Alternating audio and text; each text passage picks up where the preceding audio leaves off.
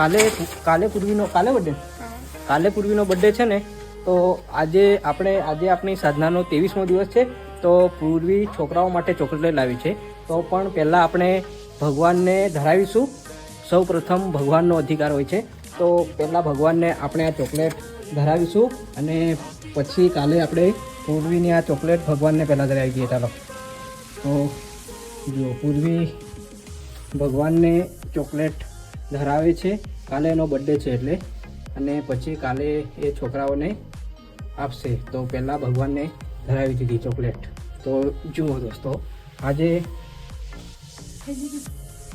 આપણો 23મો દિવસ પણ પૂર્ણ થઈ ગયો અને કાલે 24 તારીખે પૂર્વીનો બર્થડે છે. અને આજે જો આ 23મો દિવસ, એટલે આપણે આ 23મા દિવસે રાઉન્ડ કરી દઈએ.